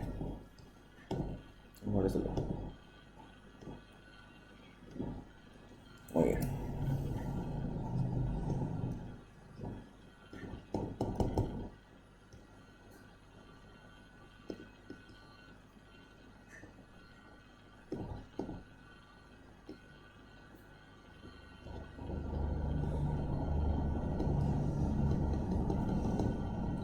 Genial.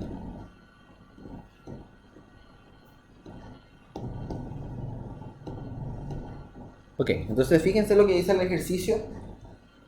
Dice hallar la representación matricial del Producto Interno en P2, sabiendo que ese es el Producto Interno que está ahí, ¿verdad? Y luego, o sea, primero nos pide respecto a la base usual y luego respecto a la base S. Entonces vamos a hacer este ejercicio. Entonces, ¿cómo hallar la representación matricial de un producto interno? Ya sabíamos que respecto a la base usual, ¿verdad? Entonces nuestra base es esta que está aquí. Así. ¿Verdad? Es P2. Ahí. Esa es nuestra base.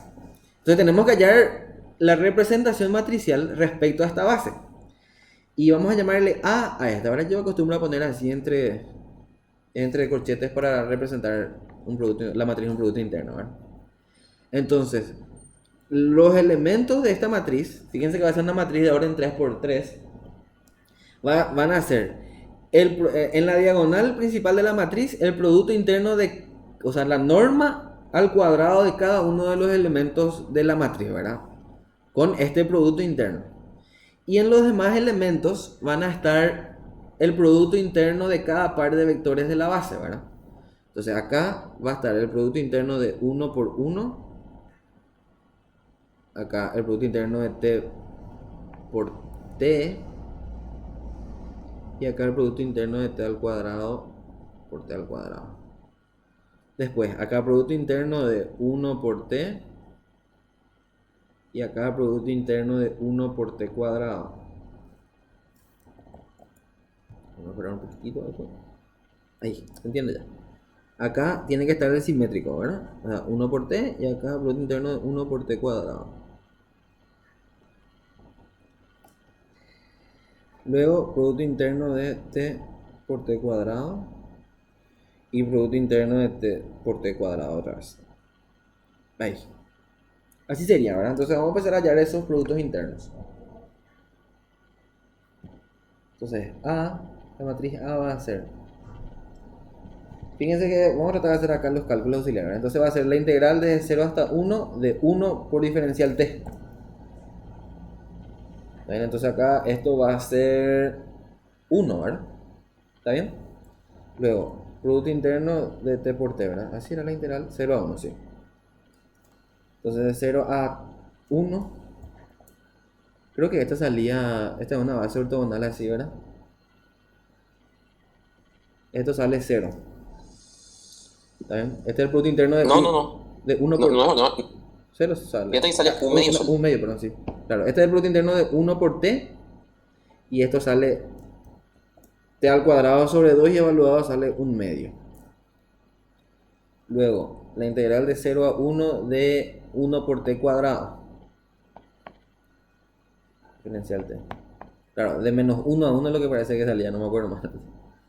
Esto es un tercio, ¿verdad?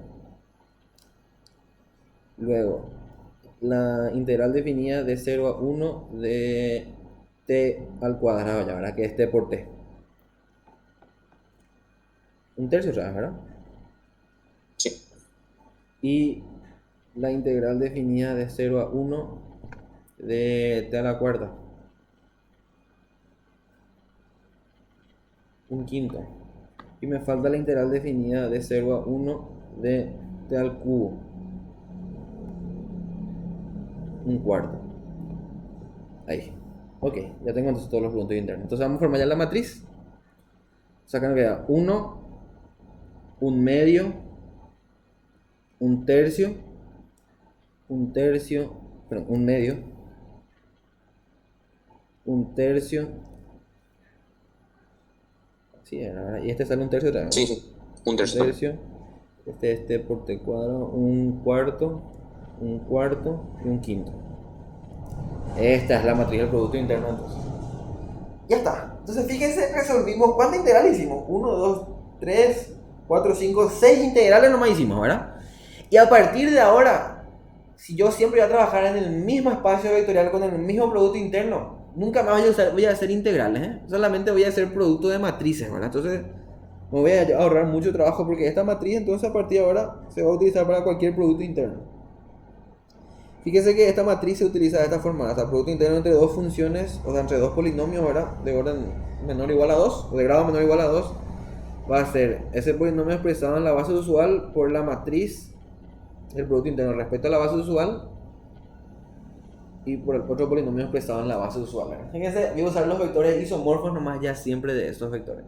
Fíjense que es muy conveniente esto, ¿verdad? Porque los polinomios expresados en la base usual son muy sencillos de expresarlos, ¿verdad? Y hacer el producto ahí de matrices va a ser sencillísimo, ¿verdad? O sea, computacionalmente esto es muy sencillo de hacer.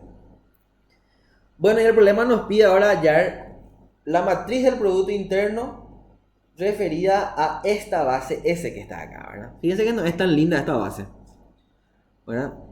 O sea, yo puedo hacer, hay dos caminos acá. Puedo volver a hacer este mismo procedimiento que hicimos con la matriz A, con la base usual. Solamente que ahora las integrales van a ser un poquitito más pesadas, ¿verdad? Porque ya no son vectores tan sencillos. O directamente hallamos la matriz cambio de base y utilizamos, usamos esa notita que les escribí hace rato, ¿verdad? Y de hecho vamos a hacer eso. Entonces, si yo quiero hallar la matriz cambio de base, de la base usual a la base S que nos dio, fíjense que era directamente poner como columna los vectores coordenados de la base S, ¿verdad? Tenemos esa facilidad porque como vamos del lado usual a la base S, entonces directamente ya podemos hallar esa matriz cambio de base, ¿verdad? Y vamos a hacer en orden decreciente. Entonces va a ser 0, 1, menos 1. Acá pongo el vector coordenado del primer vector de la base S. Marcos, Señor. lo único que tenés que respetar ahí el orden que... Viste que vos ya usaste un orden para la representación matricial con respecto a la base usual. Entonces habría que respetar ese orden también para la base usual en la matriz cambio de base.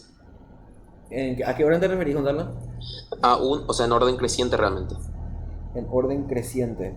Porque viste que la base usual tomamos 1t cuadrado para hallar la representación matricial. Sí. Entonces esa es la base en la que está nuestra A. Entonces para hallar la matriz cambio de base hay que tener en cuenta ese mismo orden de la base usual. Ah, ok, ya. Entonces realmente acá tengo que poner al revés, ¿verdad? Así mismo. Cierto. O sea, acá es menos 1, 1, 0. Luego, acá va a ser 1, 0, 1, ¿verdad? 1, 0, 1. Y el último elemento es 0 menos 1, 1. 0 menos 1, 1. Ok, entonces esta es la matriz cambio de base de la base usual a la base S. ¿Cierto? Ojo con ese detalle que Gonzalo mencionó. Ahora hay que respetar el orden ahí siempre. Bueno, entonces nosotros ya sabemos, ¿verdad? Pero vamos a hacer nomás otra vez, ¿verdad? O sea, si yo tenía el producto interno entre dos polinomios acá, tenía que expresar los polinomios respecto a la base usual, usar la matriz de ese producto, de la representación matricial de ese producto interno respecto a la base usual y esto. Y esta matriz P es tal que da una función en la base usual, expresada en la base usual, ¿verdad? Esta es igual a P por esa misma función pero expresada en la base S. Entonces vamos a reemplazar eso aquí y esto es así, ¿verdad? Producto interno entre dos polinomios va a ser este polinomio expresado en la base S transpuesta por P transpuesta por A por P por este polinomio G expresado en la base S. Entonces, esta matriz, voy a ponerla con su índice S, es la representación matricial del producto interno respecto a la base S, ¿verdad? Y simplemente tenemos que hacer el producto de estas matrices y listo, ¿verdad? Ya vamos acá. Entonces acá, este sale menos 1, 1, 0.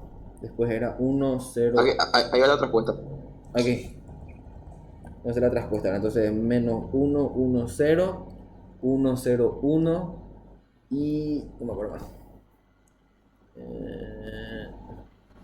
1, 0, menos 1. Va a ser acá 0 menos 1, 1. 0 menos 1, 1. Y acá la matriz A, que era un medio, un tercio. Ok, empezaba en 1. 1, un medio. Y acá era 1 por t cuadrado. Entonces un tercio, acá es un medio, un tercio. Acá es un tercio, un cuarto y un quinto. Y le multiplico por la matriz P, que es menos 1, 1, 0, 1, 0, 1 y 0 menos 1 menos 1. Ok, y entonces... Okay, 1 era la última.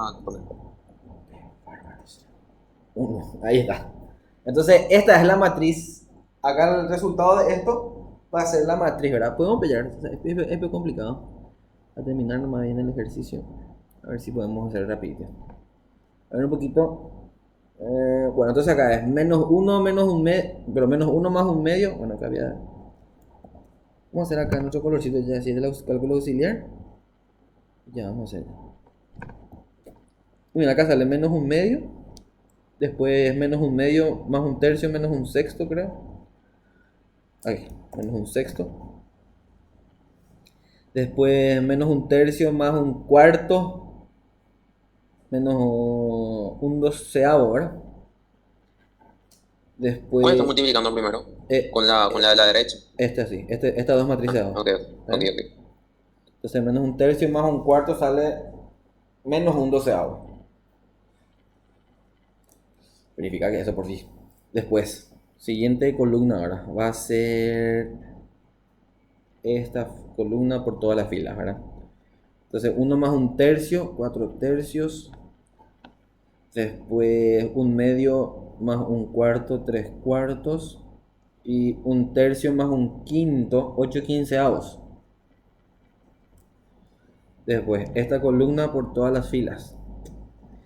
Sale menos un medio, menos un tercio, menos un sexto. Bueno, y acá como es la simétrica, una de ellas creo que... Bueno, menos un sexto.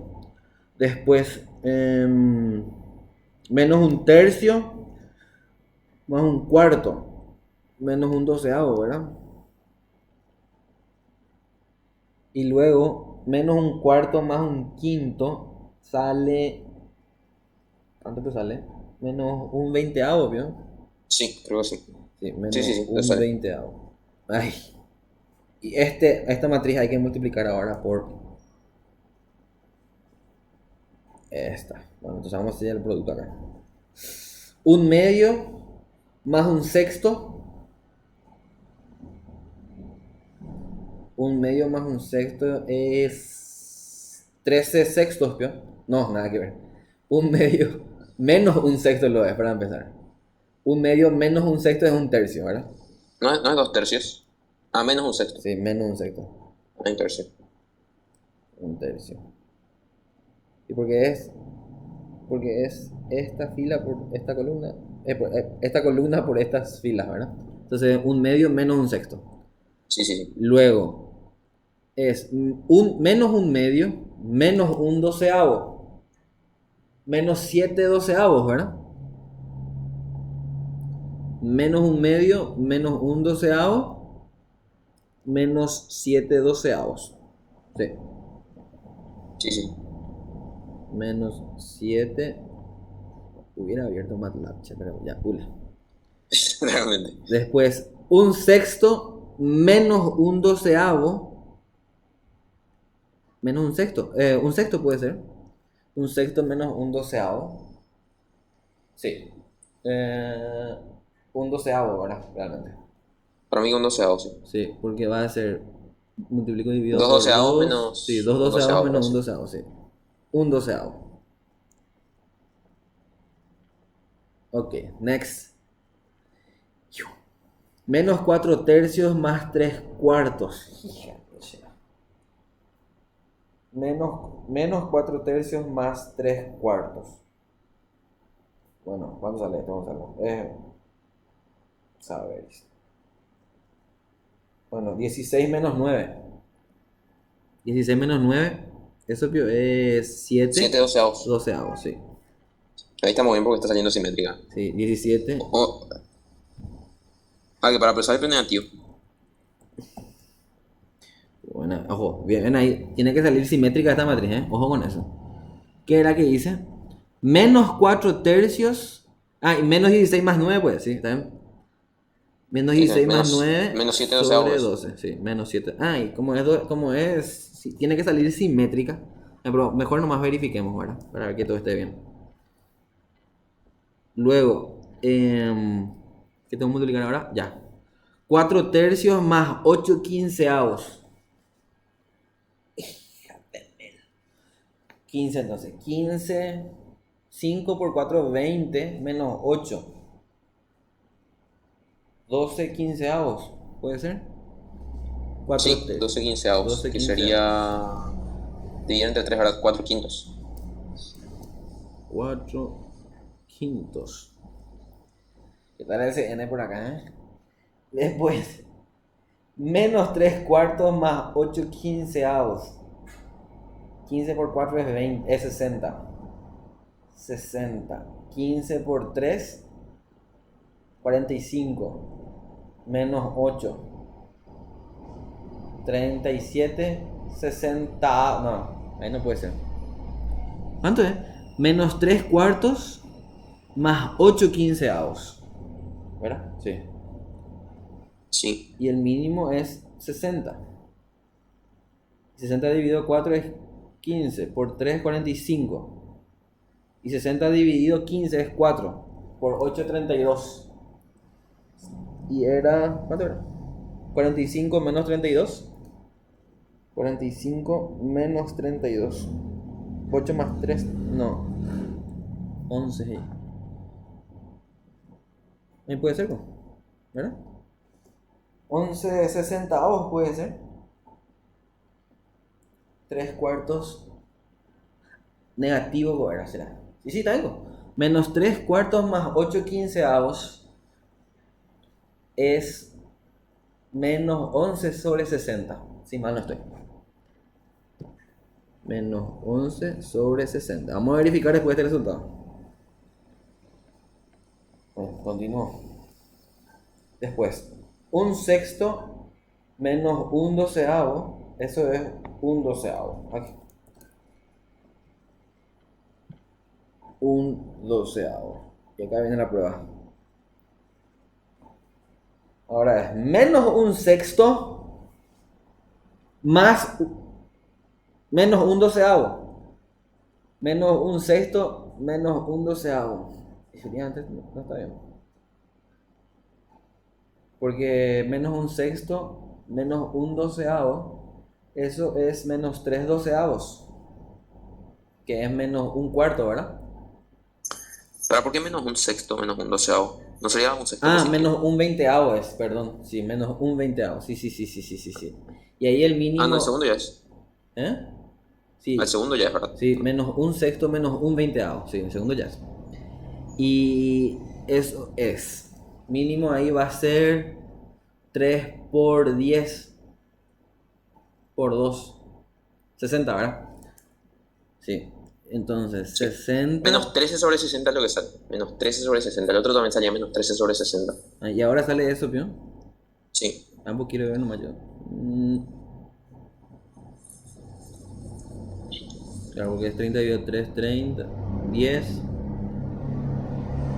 10 más. Sí, efectivamente. 13 sobre 60. Sí, menos Negativo. 13 sobre 60. El menos 11 también salía menos 13. Ok, y acá menos 13 sobre 60. Y el Ahí está. último.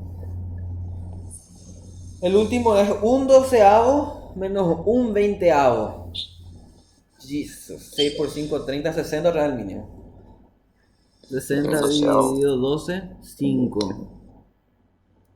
5 menos 3, 2 sobre 60. Un treintaavo, ¿puede ser? Sí.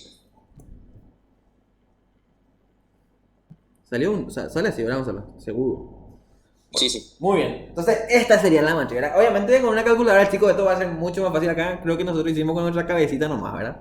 Entonces, así se halla entonces la matriz de un producto interno respecto a una base, y esta es la forma de hacer respecto a otra base a partir de esa primera, ¿verdad?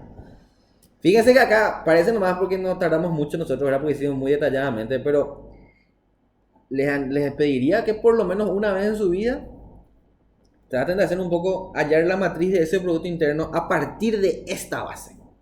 Y van a ver que no hacer tantas integrales de repente creo que les va a llegar a complicar más que hacer esto que hicimos nomás acá, ¿verdad? Producto de matrices y listo. Y ya está. Muy bien, entonces ahí acabó el ejercicio, ¿no? Entonces vamos a mirar. Bueno, y ahí entonces creo que se acaba también la clase.